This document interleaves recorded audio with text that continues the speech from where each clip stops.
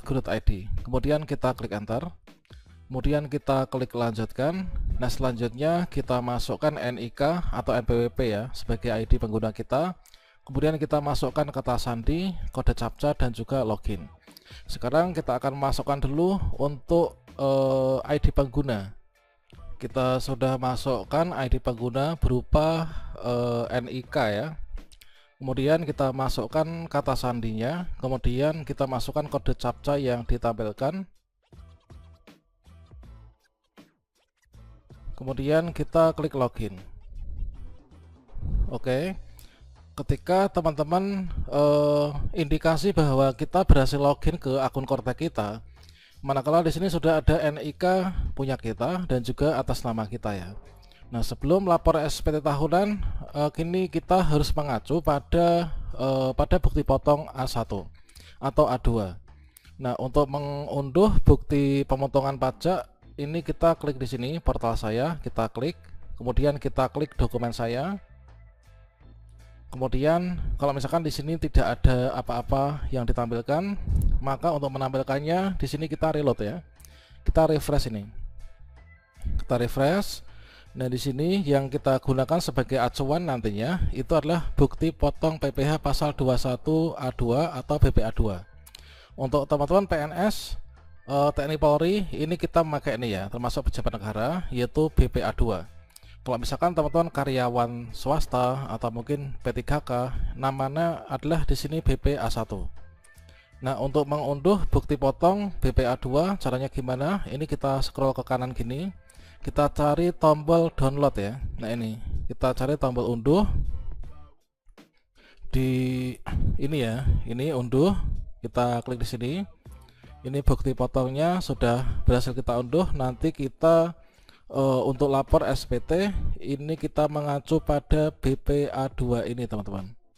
Nah, sekarang kita sudah membuka ya, ini sambil kita buka untuk bukti potongnya BPA2. Di sini nanti kita ambil data-data di sini sekaligus kita cocokkan ya untuk angka-angka yang muncul seperti penghasilan neto, penghasil bruto, kemudian juga ada status PTKP-nya. Nah, sekarang kita kembali ke Kortek. Kemudian di sini kita kembali ke Kortek. Kemudian untuk lapor SPT tahunan kita mulai. Ini kita klik di sini surat pemberitahuan atau SPT. Kita klik, kemudian kita klik surat pemberitahuan.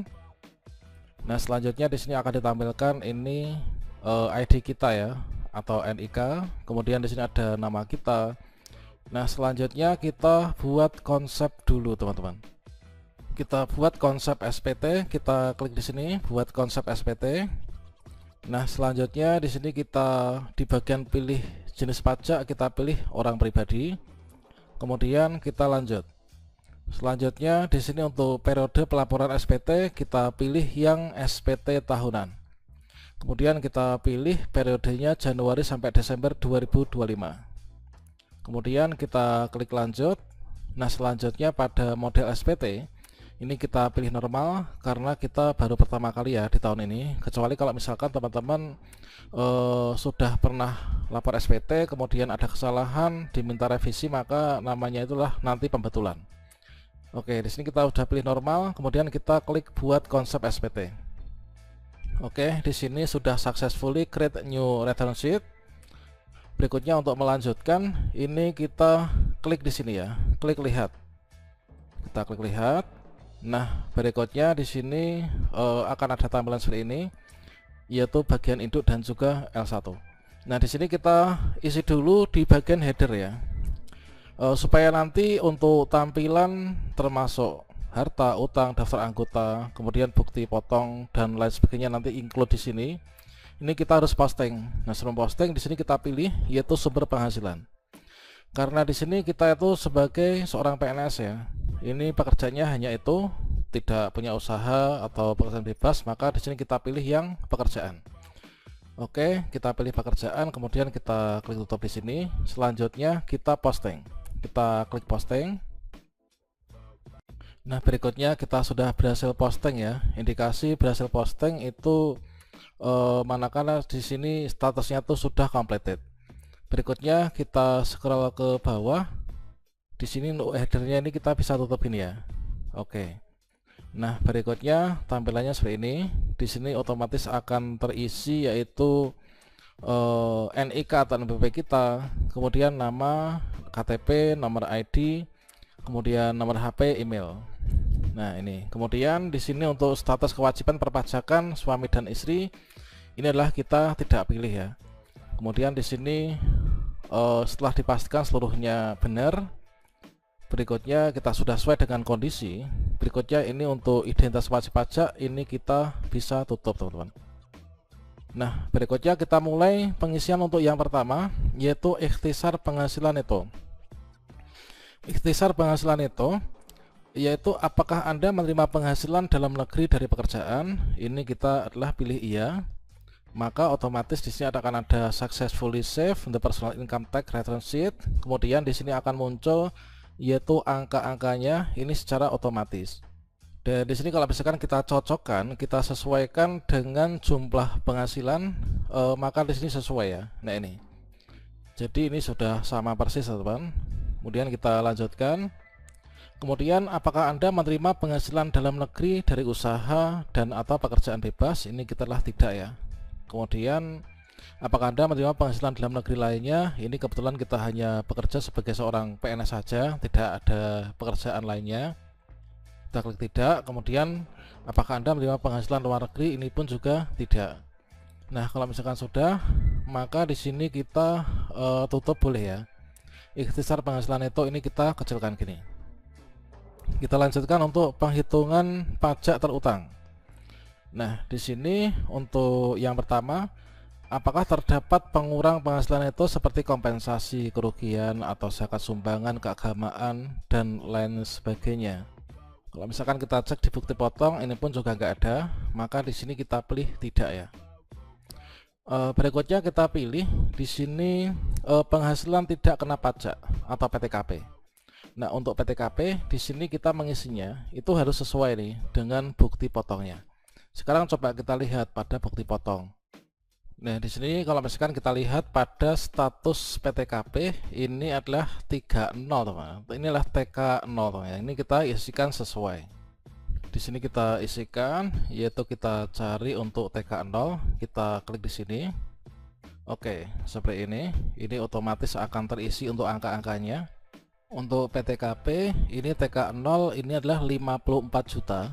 Ini kalau misalkan kita cocokkan dengan bukti potong untuk PTKP ini juga sama ya. Nah, ini adalah 54 juta teman-teman. Oke, kita lanjut.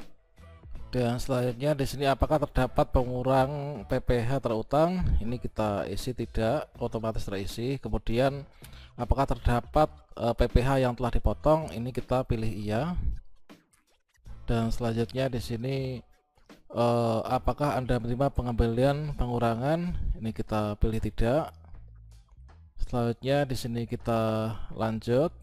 Untuk di bagian ini kita nggak bisa pilih ya. Ini otomatis terisi karena kita nggak memiliki, maka kita abaikan. Termasuk juga untuk di sini permohonan pengembalian dan seterusnya ini blur ya. Ini untuk teman-teman yang lebih bayar ya biasanya. Karena di sini statusnya kita nihil, maka di sini tidak. Nah, berikutnya apakah Anda hanya menerima penghasilan teratur dan kewajiban membayar angsuran? Ini adalah kita tidak ya. Kemudian berikutnya kita lanjut. Ini adalah tidak semua, menyusun perhitungan Anda sendiri dan seterusnya, karena kita sudah jadi ya, sudah jadi dapat bukti potong. Ini kita tidak. Berikutnya kita isikan bagian I, pernyataan transaksi lainnya. Nah, harta pada akhir tahun pajak ini kita isi lampiran 1 dan seterusnya ya. Ini apakah Anda memiliki utang pada akhir tahun pajak? Jika teman-teman punya utang, maka bisa diisi ya. Kemudian nanti mengisi lampiran 1 bagian B ya. Nah, kalau misalkan tidak ya kita tidak. Kita klik di sini. Selanjutnya untuk harta, teman-teman nanti ini otomatis ya. Ini adalah kalau misalkan teman-teman memiliki harta dan tahun kemarin sudah dilaporkan, maka nanti akan muncul di sini. Kemudian apakah Anda menerima penghasilan yang dikenakan pajak penghasilan bersifat final? Ini kita adalah iya. Kemudian nanti nilainya di sini akan muncul otomatis teman-teman ya. Berikutnya apakah Anda menerima penghasilan yang tidak termasuk objek pajak? Maka di sini kita pilihnya adalah tidak. Kemudian di sini untuk melaporkan biaya penyusutan dan yang poin 14F ini kita nggak bisa isi, ini kita abaikan. Kemudian apakah Anda menerima dividen dan atau penghasilan lain dari luar negeri dan melaporkan sebagai penghasilan yang tidak, inilah kita pilih tidak ya, karena kita tidak menerimanya teman-teman. Oke, nah berikutnya di sini di bagian lampiran tambahan ini otomatis sudah terisi ya, sudah terisi otomatis, dan di sini kita tidak perlu untuk mengubahnya. Oke, mulai dari laporan keuangan, kemudian bukti pembayaran zakat dan lain sebagainya. Nah berikutnya kita scroll ke bawah. Maka jika teman-teman mengisinya itu sudah benar karena kita tuh bekerja dan sudah dipotong oleh pemberi kerja untuk dibayarkan pajaknya, jika kita ngisi sesuai dengan bukti potongnya, maka status SPT di sini akan sudah nihil seperti ini. Nah ini kita status SPT sudah nihil.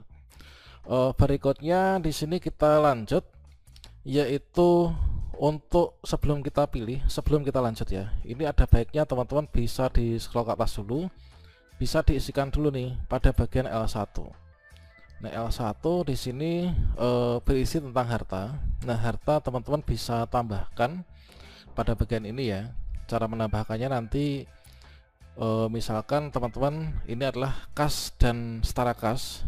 Kas dan setara kas tuh jenisnya apa saja nih? Bisa uang tunai, tabungan, giro, deposito, uang elektronik, dan lain sebagainya ya. Nah misalkan teman-teman di sini punya tabungan misalkan ya, di bank atau lembaga keuangan, pilih di sini. Berikutnya teman-teman nanti masukkan nomor akun, kemudian nanti atas namanya siapa, lokasinya ini berada di mana di Indonesia, kemudian nama banknya, tahun perolehan, saldo sekarang ini berapa. Kemudian setelah itu nanti disimpan ya. Inilah untuk harta. Kemudian untuk piutang sama, teman-teman bisa tambahkan di sini. Untuk piutangnya di sini bisa diisikan deskripsinya, misalkan piutang usaha, afiliasi dan lain sebagainya. Kemudian lokasi penerima ini berada di mana. Kemudian untuk penerimanya, penerima pinjaman dan lain sebagainya ya. Setelah itu disimpan. Berikutnya investasi atau sekuritas sama, nanti tambahkan di sini teman-teman. Tambahkan kemudian diisi sesuai dengan realnya, misalkan saham, bursa dan lain sebagainya. Kemudian simpan. Kemudian untuk harta bergerak teman-teman bisa masukkan di sini ya. Ini misalkan apa? Misalkan sepeda motor gitu ya, atau mobil. Kemudian mereknya apa? Nomor polisinya dan registrasinya atau registrasi kepemilikannya, milik sendiri atau milik atas nama orang lain. Kemudian nanti akan muncul nomor identitasnya, diisi, kemudian nanti nama pemilik otomatis akan terbaca. Tahun perolehan kapan, harga berapa, nilai saat ini, dan juga keterangannya ya. Kemudian untuk keterangan di sini ada dua opsi, harta PPS dan juga harta investasi PPS. Jangan lupa nanti disimpan ya. Oke, kemudian untuk harta tidak bergerak ini teman-teman bisa isikan jenisnya apa saja nih, misalkan tanah kosong, kemudian tanah dan bangunan yang ditinggali misalkan ya. Oke, ini mungkin ada opsi lainnya, kapal atau mungkin juga tanah bangunan yang disewakan, nanti tinggal diisi, kemudian dilanjut lengkapi datanya, kemudian kita klik simpan. Kemudian untuk harta lainnya ini diisikan jika ada, kemudian ikhtisar harta. Kemudian utang pada akhir tahun pajak nanti jika teman-teman punya terisi di sini. Kemudian di sini untuk daftar anggota keluarga ini akan muncul di sini. Kemudian di sini untuk penghasilan itu dalam negeri, di sini dari dinas pendidikan mana atau dari pemberi kerjanya mana, ini otomatis akan terisi. Dan di sini kita nggak perlu mengedit atau menambah ya, karena ini otomatis akan sudah terisi teman-teman. Oke, kemudian kita scroll ke atas. Kalau di L2 ini apa isinya? L2 itulah untuk penghasilan ya. Inilah untuk penghasilan yang dikenakan pajak penghasilan bersifat final. Jadi seluruhnya itu otomatis akan terdapat di sini teman-teman ya. Nah ini. Nah ini kemudian kita, jika teman-teman sudah mengisi seluruhnya sesuai dengan realnya, kita klik ke induk. Berikutnya jika dipastikan seluruh isian ini sudah benar sesuai dengan bukti potong, Maka berikutnya kita lanjut untuk lapor SPT ya. Nah, di sini ini terbaca sudah status SPT nihil. Kita checklist di sini, kemudian kita klik bayar dan lapor. Oke, successful. Ternyata di sini ada L1 form, ini ada yang belum, coba kita cek lagi. Oh ya, di sini adalah tolong inputkan setidaknya satu aset ya pada form L1 teman-teman. Nah, ini. Jadi ini untuk yang terbaru itu adalah teman-teman harus mengisi minimalnya satu ini ya, satu harta, satu aset yang ada pada L1. Nah, ini. Coba sekaligus di sini kita akan berikan contoh untuk yang di L1. Nah, di sini kita masukkan tadi ini adalah kas ya. Kas ada beberapa gitu. Ini kita masukkan di sini adalah tabungan ya. Tabungan. Kemudian di sini untuk nomor akunnya, atas namanya. Kemudian untuk nomor akunnya, nama banknya.